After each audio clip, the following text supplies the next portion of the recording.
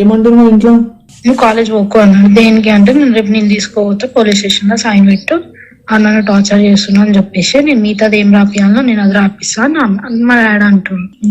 అంటే ఇప్పుడు టార్చర్ చేపిస్తాను చెప్పి సైన్ పెట్టడం ఏంటండి? ఇప్పుడు నీ మీదికి రావాలని చూస్తున్నారు వాళ్ళు అంతే. నా మీదికా? అదే దేనికి? ఇప్పుడు ఆల్రెడీ అప్పుడు మాట్లాడినాము, అయిపోయింది, మళ్ళీ ఇప్పుడు ఎందుకు అంటున్నావు? ఏమో అంటే ఎవరు ఇప్పుడు డాడీకి? ఇప్పుడు డాడీ చేస్తుందా? మా డాడీ చేస్తున్నా, అది మొత్తం మా బావ ప్లాన్. మీ బావ ప్లానా? నిన్న సాయంత్రం మంచిగా ఉండు.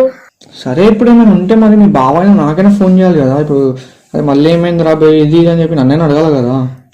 ఏం అడగలే కదా, అదే కదా నా ప్రాబ్లం. ఏం చెప్తలేదు, ఏం చేస్తలేదు, నన్ను ఇట్లా పెట్టమంటారు. నువ్వేమనుకున్నావు చెప్పు ఒక మాట.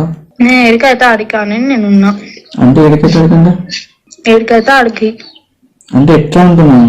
నేను పెట్టనీకి రెడీగా లేను అంటే నేను చేస్తున్నావా అని అడుగుతారు. అవునానే కదా నేను చెప్పాలి.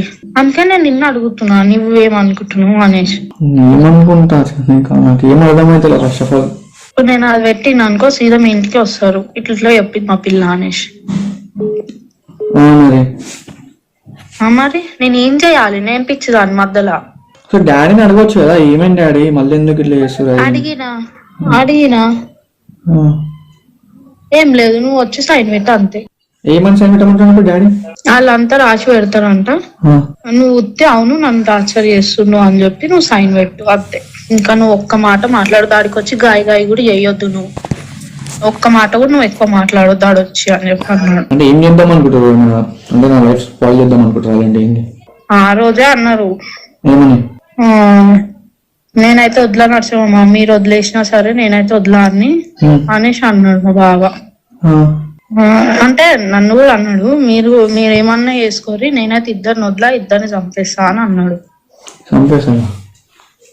అయితే నేనన్నా అవును మీకు మనుషుల మీద ఎప్పుడు ఉందని, ఇప్పుడు మీకు అసలు మనుషులు అంటేనే విలువలేదు మీ ముఖాలకి అని నేను ఒర్రినా.